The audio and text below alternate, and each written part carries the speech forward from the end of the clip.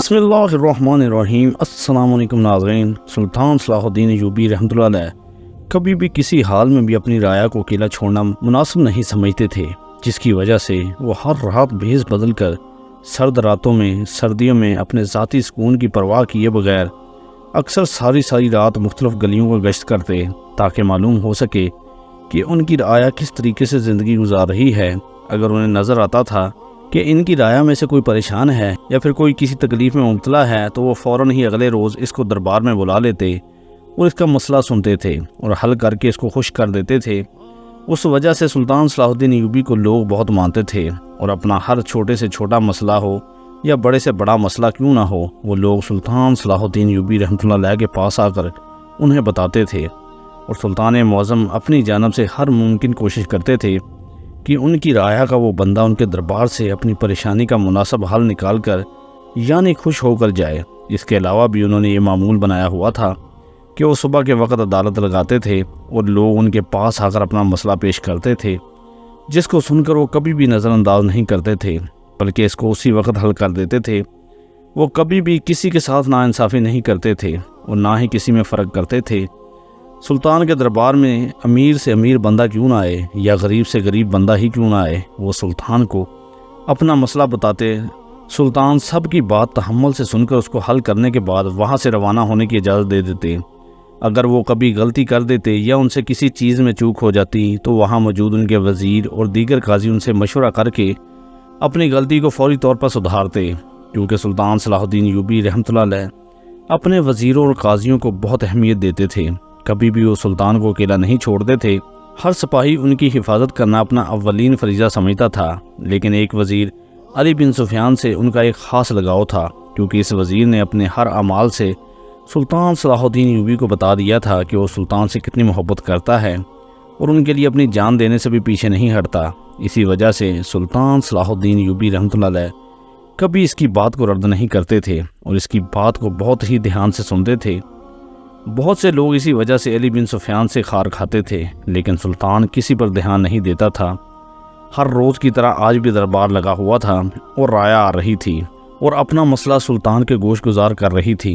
कुछ लोग अपनी कोई परेशानी बताते, तो कोई अपनी ज़िंदगी का संगीन मसला बताता, तो कोई कुछ। सुल्तान सलाहुद्दीन अय्यूबी रहमतुल्लाह अलैह सब की बात ध्यान से सुन रहे थे। इसी दौरान ही एक लड़की आई जिसकी उम्र तकरीबन 20 से 25 साल होगी। वो लड़की दिखने में काफ़ी खूबसूरत लग रही थी। उसका चेहरा दूर से भी ज़्यादा सफ़ेद था, जिसमें गुलाबीपन शामिल था। चेहरे पर एक अलग ही मासूमियत थी जो किसी को भी अपनी तरफ माइल कर सकती थी। ये लड़की रोती हुई सुल्तान के दरबार में हाजिर हुई। सर झुका के सुल्तान के सामने खड़े होकर ज़ारो कतार रोने लगी। सुल्तान यकदम ही परेशान हो गए, क्योंकि वो लड़की मुसलसल बिना कोई बात बताए हुए रोए जा रही थी। इसका रोना तमाम वज़ीरों हत्ता के सुल्तान को भी समझ नहीं आ रहा था। वो लड़की इतना ज़ारो कतार क्यों रो रही है? सुल्तान ने गंभीर आवाज़ में पूछा, लड़की तुम अपना मसला बताओ, रोना बंद करो, हम तुम्हारा मसला हर हाल में सुलझाने की कोशिश करेंगे। ऐसे रोने से कुछ नहीं बनता है। यकीन जानो, मेरा तुम्हारे साथ जो भी मसला है, ये हादसा हुआ है, हम उसको सुकून से सुनेंगे और तुम्हारा जो भी गुनाहगार है या जिसकी भी तुम शिकायत लेकर आई हो या जो भी तुम्हारी परेशानी का सब्द-ए-बाब होगा, इसे मलूज़ खातिर रखेंगे। ये बच्चों की तरह रोना किसी काम ना आएगा। सुल्तान का एहसास दिला देना इस लड़की को खामोश करवा गया था। वो ये बातें सुनकर काफ़ी मुतमईन हो गई थी। वो सुल्तान की जानब देखते हुए कहने लगी, सुल्तान मुअज़्ज़म, मैं यहाँ से बहुत मुश्किलों से आई हूँ। मेरा यहाँ आना भी मुहाल हो गया था। उन लोगों की वजह से मैं अब घर से भी नहीं निकल पाती। मैं बहुत ही दुखियारी लड़की हूँ। मेरे साथ बहुत ही जुल्म हो रहा है। इस जुल्म को रोकने वाला कोई नहीं। सुल्तान ने जब इसका रोना, इसकी बातें सुनी, तो वो मज़ीद उलझने लगे। उन्होंने कहा, है लड़की, मुझे बातों में ना उलझाओ, मुझे तफसील से आगाह करो कि आखिर तुम्हारे साथ क्या परेशानी पेश आ गई और किसकी वजह से तुम्हारा निकलना मुश्किल हो रहा है, जिसकी वजह से तुम्हारी ये हालत है। इस लड़की ने जब ये सुना तो वो एक बार फिर ज़ारो कतार रोती हुई कहने लगी, सुल्तान मुअज़्ज़म, मेरे बाप का बहुत पहले इंतकाल हो चुका है। करीबन 8 साल पहले एक भाई था, लेकिन वो भी बीमार होकर हमें 2 साल पहले तन्हा छोड़ गया। मैं अपनी बेवा माँ के साथ अपने घर में रहती हूँ। बाप और भाई का जब से सर से हाथ उठा है, लोग इस चीज़ का नाजायज़ फ़ायदा उठाते हैं, क्योंकि हमारे सर पर किसी मर्द का हाथ नहीं है। सुल्तान सलाहुद्दीन अय्यूबी रहमतुल्लाह अलैह बहुत गौर से इसकी बातें सुन रहे थे। वो मज़ीद कहने लगी, सुल्तान मुअज़्ज़म, हर रोज़ 5 लड़के मेरे घर में घुस आते हैं, मेरे साथ बदकारी करने की कोशिश करते हैं اور جب میری ماں کو ایسا کرنے سے روکتی ہے تو وہ لوگ میری ماں کو بھی گالیاں دیتے ہیں، مارتے پیٹتے ہیں اور مجھے بھی گالیاں دیتے ہوئے بدکاری کرنے کی کوشش کرتے ہیں۔ اسی وجہ سے میں بہت زیادہ پریشان ہوں۔ سلطان معظم، ہمارے گھر میں کوئی محافظ نہیں جو ہماری حفاظت کر سکے۔ ہمارے محافظ صرف اور صرف آپ ہی ہیں۔ میں اور میری ماں گھر پر اکیلی ہیں۔ خدا را مجھے ان ظالم لڑکوں سے بچائیں، میری حفاظت کریں۔ میری بوڑھی ماں بہت تھک چکی ہے، مزید اور کوئی دکھ برداشت نہیں کر سکتی۔ باپ اور بھائی کا اس دنیا سے چلے جانا میری ماں کو ختم کر گیا ہے۔ وہ لڑکے ہمارے قبیلے کے ہی ہیں۔ ابھی بھی میں چھپتے ہوئے یہاں پر آئی ہوں، کسی کو اس بات کا علم نہیں کہ میں یہاں پر موجود ہوں۔ اگر ان لوگوں کو اس بات کا علم ہو جاتا تو وہ لوگ ایک بار پھر میرے ساتھ وہی سب دہرانے کی کوشش کرتے۔ سلطان معظم، وہ لوگ میری عزت کو روندنے کی ہر ممکن کوشش کرتے ہیں۔ میں اور میری ماں اس چیز کی وجہ سے بہت پریشان ہیں۔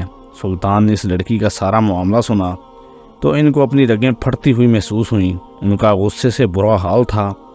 دربار میں بیٹھے ہوئے تمام درباری سہم چکے تھے، کیونکہ تمام لوگ جانتے تھے کہ سلطان معظم اس بات کی وجہ سے کس قدر غصے میں آ جاتے ہیں۔ وہ اس چیز کو بالکل بھی اچھا نہیں سمجھتے تھے۔ وہ کسی کو بھی ایسی غلیظ حرکت کرنے کی معافی نہیں دیتے تھے، بلکہ سزائے موت تک کا حکم سنا دیتے تھے اور بھرے مجمع میں ہی ایسے کرداروں کی گردنیں اڑا دیا کرتے تھے۔ انہوں نے فوراً ہی اس گرجتی ہوئی آواز میں کہا کہ ان 5 لڑکوں کو دربار میں حاضر کیا جائے، بلکہ نہیں، ان لوگوں کو سرعام پھانسی دے دی جائے۔ اس معاملے میں ذرا برابر رعایت نہیں دوں گا۔ یہ بات سن کر وہ لڑکی اپنے آنسو پونچھنے لگی، سلطان کا شکریہ ادا کرنے لگی اور کہنے لگی، سلطان معظم، آپ جیسا بادشاہ میں نے اپنی زندگی میں نہیں دیکھا۔ خدا ہر رعایا کو آپ جیسا سلطان دے۔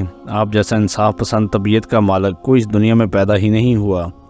اب سب سے اول ہیں، آپ جیسا کوئی نہیں۔ سلطان معظم اس لڑکی کو دیکھتے ہوئے کہنے لگے، تمہیں اب ڈرنے کی ضرورت نہیں ہے۔ ہم تمہاری حفاظت کے لیے اپنے 2 سپاہیوں کو ساتھ بھیج دیں گے۔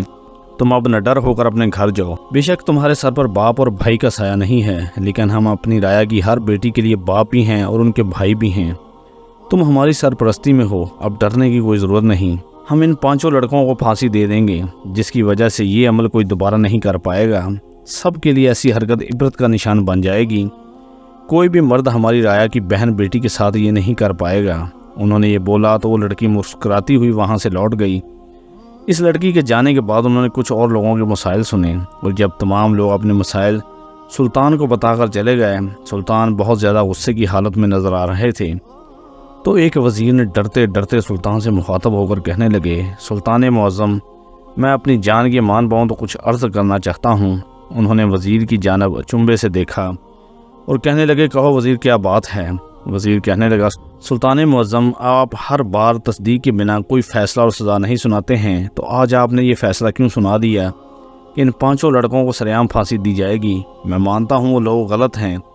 ان لوگوں نے ایک لڑکی کے ساتھ بدکاری کی ہے، جس کی سزائے موت کے سوا کوئی اور کچھ نہیں، لیکن 5 لڑکوں کا بیان بھی ہمیں سننا چاہیے۔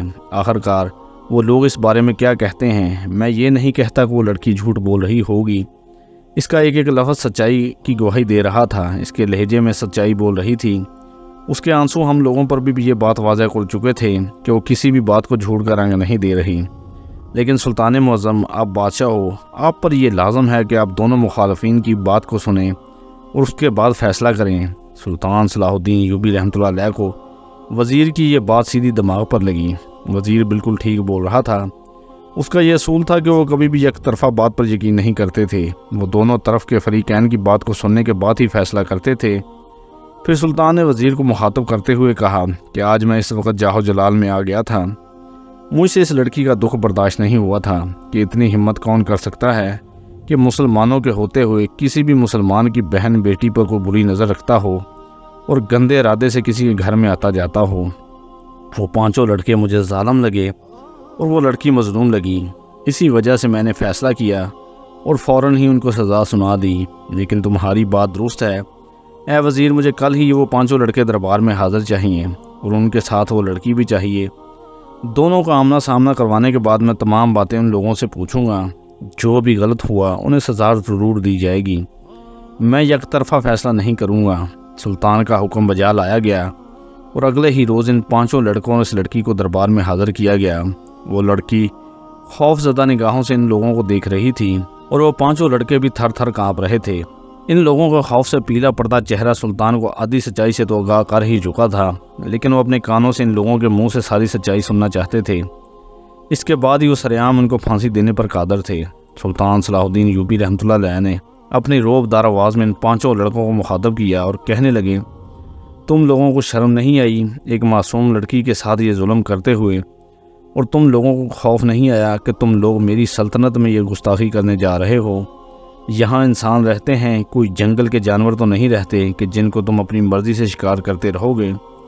तुम लोग जानते हो ना कि यहाँ पर जो भी जुल्म होता है उस पर पर्दापोशी नहीं की जाती, बल्कि इन लोगों को सज़ा दी जाती है। क्या तुम लोग ये बात भूल गए थे? इन लोगों का डर से बुरा हाल था। उनमें से एक कहने लगा, सुल्तान मुअज़्ज़म, हम अपने किए की माफ़ी मांगते हैं। हम दोबारा कभी भी ये गलती नहीं करने की कोशिश करेंगे। खुदारा हमें माफ़ कर दें। हम आपको यहाँ नज़र ही नहीं आएंगे।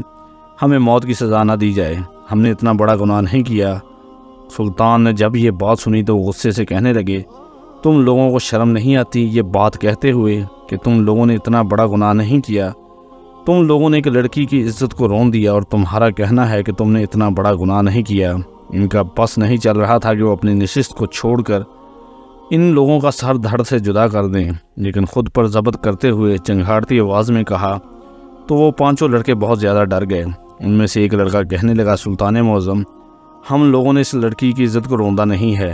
हम लोगों ने कभी भी इसकी इज़्ज़त पर हाथ नहीं डाला। हमने कोशिश ज़रूर की है कि इसके पास जाकर ये हरकत करने की, लेकिन हम कभी भी इस लड़की को छू ही नहीं पाए थे। अगर आपको यकीन नहीं तो आप शाही औरत को बुला लें और इस लड़की का गवारापन चेक कर लीजिए। हम लोग जब भी इस लड़की के पास बदकारी करने के इरादे से गए तो हमें कुछ नज़र ही नहीं आता और हम लोग रोज़ाना ही वापस आते थे। सुल्तान मुअज़्ज़म ने नज़रें घुमाकर इस लड़की की जानब उलझी नज़रों से देखा। इन लोगों का इतने दावे से कह देना कि हम बेकसूर हैं। अगर यकीन नहीं तो इस लड़की का गवारापन चेक कर लो। इस बात पर ठटक गए। उन्होंने फ़ौरन ही एक शाही दाई को बुलाया और इस लड़की को महल के अंदर भेज दिया कि वाकई इसको चेक किया जाए। अगर वो लड़की अपना गवारापन खो चुकी तो इसकी सज़ा इन लोगों को लाजमी मिलेगी और इन्हें रहती दुनिया तक इबरत का निशान बनाने के लिए फांसी पर अटका दिया जाएगा। अगर उसने अपना गवारापन नहीं खोया तो फिर सारी चीज़ों की मुकम्मल तस्दीक होगी। वो लड़की इस नफ़ी में सर हिलाने लगी, लेकिन कोई भी इसकी तरफ मतवज्जा नहीं था और इसको ज़बरदस्ती अंदर ले जाया गया। थोड़ी देर बाद जब शाही दाई इसका चेकअप कर चुकी तो वो दरबार में इस लड़की के हमरा आ गई। सुल्तान मुअज़्ज़म ने शाही औरत की जानब देखते हुए बुलंद आवाज़ में पूछा, आखिर क्या मामला पेश आया? ये लड़के सच बोल रहे हैं या फिर ये लड़की? मुझे सच बताओ, क्या ये लड़की अपना कुंवारापन खो चुकी? ये बात सुनकर दाई सर नफ़ी में हिलाने लगी। कहने लगी, सुल्तान मुअज़्ज़म, ये अभी तक कुंवारी है। इसके साथ कोई गलतकारी नहीं हुई। ये लड़के सच बोल रहे हैं।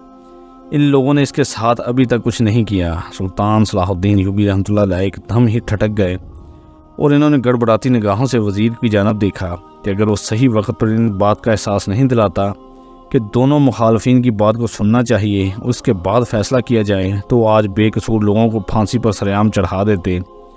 फिर सुल्तान ने फ़ौरन इस लड़की की जानब देखा और गुर्राती हुई आवाज़ में कहने लगे, लड़की, हमें झूठ से सख्त नफ़रत है।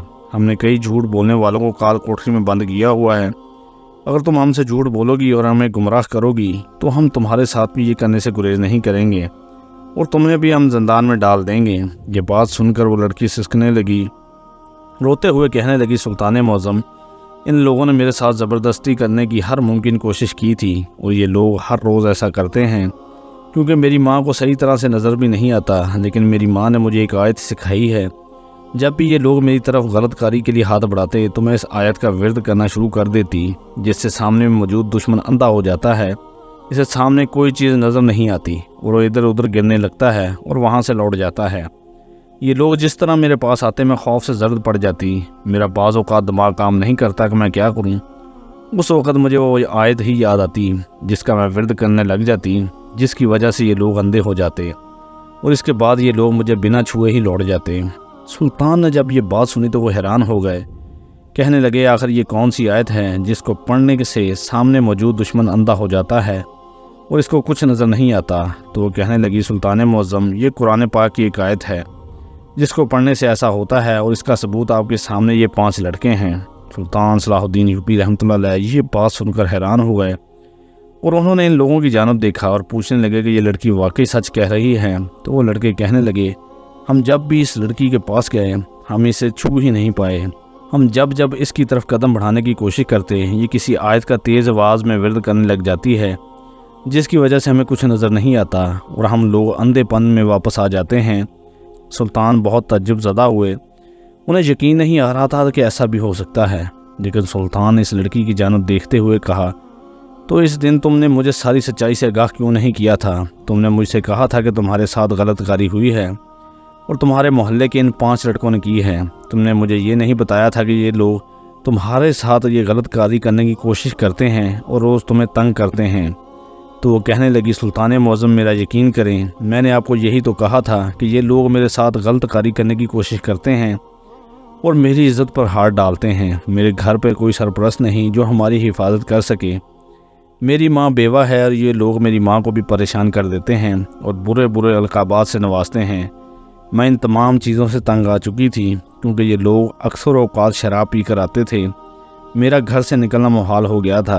ہمارے گھر میں فاقے ہونے لگے تھے کیونکہ نہ میں گھر سے باہر جاتی تھی، نہ میری ماں گھر سے باہر نکل پاتی تھی، کیونکہ میری ماں کو خوف ہوتا تھا کہ اگر گھر سے باہر گئی تو یہ لوگ دن کے وقت بھی گھر کے اندر آ کر میرے ساتھ بدتمیزی کر سکتے ہیں۔ یہ بات سن کر سلطان صلاح الدین ایوبی نے گرجتی ہوئی نگاہوں سے ان 5 لڑکوں کو دیکھا جو سر جھکائے ہوئے تھر تھر کانپ رہے تھے۔ سلطان نے کہا کہ تم لوگوں کو شرم نہیں آتی؟ تمہارے گھر میں کیا ماں بہن نہیں ہے جو تم کسی اور کی بہن بیٹی کے ساتھ یہ سب کرنا چاہ رہے ہو؟ اگر اس کے سر پر کسی کا سایہ نہیں تو تم لوگ اس طریقے سے لوگوں کی ماؤں بہن اور بیٹیوں کی عزتوں کو پامال کرو گے۔ ہر مرد کا فرض ہوتا ہے کہ ہر عورت کی عزت کرنا۔ آج تم لوگ کسی کی بہن بیٹی کے ساتھ یہ کرو گے تو کل کو تمہاری بہن بیٹی کے ساتھ بھی یہی سب کچھ ہوگا۔ یہی مقافات عمل ہیں اور تم لوگوں کو اس چیز کی بالکل معافی نہیں دی جائے گی۔ ہر حال میں تمہیں سزا ملے گی اور تم لوگوں کی سزا 6 ماہ تک کال کوٹری میں بند رہنا، اور تم لوگوں کو کسی بھی سکون دہ چیز سے راستہ نہیں کیا جائے گا۔ کھانا بھی صرف ایک وقت کا ملے گا اور کسی سے ملاقات کا موقع بھی نہیں دیا جائے گا۔ یہ بات سن کر پانچوں تھر تھر کانپنے لگے اور زمین پر گھٹنوں کے بل بیٹھ کر ہاتھ جوڑنے لگے، اپنے سر میں مٹی ڈالنے لگے اور کہنے لگے، سلطان معظم ہمیں معاف کر دیں، ہم دوبارہ یہ خطا نہیں کریں گے، ہم کبھی بھی اس لڑکی کی طرف آنکھ اٹھا کر نہیں دیکھیں گے، یہ ہمارے لیے بہنوں جیسی ہے، ہمیں معاف کر دیں اور ایک آخری موقع دے دیں۔ سلطان معظم نے اس لڑکی کی جانب دیکھا جو رو رو کر اداس اور لال ہوئی آنکھوں سے ان 5 کو دیکھ رہی تھی۔ سلطان نے کہا کہ اگر یہ لڑکی تمہیں معاف کر دیتی ہے تو پھر میں تم لوگوں کو معاف کر دوں گا، اگر اس نے تم لوگوں کو معاف نہیں کیا تو تم لوگوں کے لیے سزا منتخب کر دی جائے گی جس کو تم لوگوں کو ہر حال میں پورا کرنا ہوگا۔ وہ لوگ فوراً ہی یہ بات سن کر اس لڑکی کی طرف گھومے اور گڑ گڑاتے ہوئے کہنے لگے، ہمیں معاف کر دو، ہم دوبارہ تمہاری طرف آنکھ اٹھا کر نہیں دیکھیں گے، بلکہ تمہارے گھر کے پاس سے بھی نہیں گزرنا اپنی توہین سمجھیں گے۔ تم آج سے ہماری سگی بہن ہو، ہماری بات کو نظر انداز نہ کرو، ہمارے گھر والے بہت زیادہ پریشان ہو جائیں گے، ہمیں معاف کر دو۔ اس لڑکی نے جب ان 5 کو اپنے قدموں میں گرتے ہوئے دیکھا تو سارا آسمان کی جانب اٹھا کر اللہ کا شکر ادا کرنے لگی اور اس کے بعد سلطان صلاح الدین ایوبی کی جانب دیکھتے ہوئے کہنے لگی، سلطان معظم میں ان لوگوں کو معاف نہیں کرنا چاہتی ہوں، ان لوگوں نے میری عزت کو خراب کرنے کی ہر ممکن کوشش کی ہے، میں نے عذابناک راتیں گزاری ہیں جس کے بارے میں صرف میں ہی جانتی ہوں، میری ماں ہر وقت میری وجہ سے پریشان رہتی تھی، ہمارا جینا ان لوگوں نے محال کر دیا تھا۔ سلطان معظم ان لوگوں کو بالکل معاف نہیں کرنا چاہتی ہوں، آپ ان لوگوں کو جو سزا دینا چاہتے ہیں وہ لازمی دیں، اور ہر انسان کو اس بارے میں معلوم ہونا چاہیے کہ جو بھی بنت ہوا کو روکنے کی کوشش کرے گا اس کو اس طریقے کی ہی سزا دی جائے گی۔ اس کی آواز پورے محل میں گونج رہی تھی۔ سلطان نے کہا کہ بے شک تمہاری بات کو ہم اہمیت دیں گے اور ان لوگوں کو 6 ماہ کے لیے زندان میں ڈال دیا جائے گا۔ فوراً ہی سپاہی آئے اور ان لوگوں کو بندی بنایا گیا اور زندان میں لے جایا جانے لگا تو وہ لوگ تیز آواز میں چیخنے چلانے لگے، لیکن کوئی بھی ان کی طرف دیکھنا گوارا نہیں کر رہا تھا کیونکہ ان لوگوں کی جگہ زندان میں ہی تھی اور انہیں وہیں بھیج دیا گیا۔ اس واقعے سے یہ ثابت ہوا کہ کبھی بھی ہمیں یک طرفہ بات سن کر فیصلہ نہیں کرنا چاہیے، بلکہ دونوں جانب سے تمام رودات سننے کے بعد ہی فیصلہ کرنا چاہیے، کیونکہ بعض اوقات ہم لوگ ایک جگہ سے بات سن کر فیصلہ کر دیتے ہیں اور کئی بار وہ باتیں ہمیں گمراہی کی طرف راغب کر دیتی ہیں۔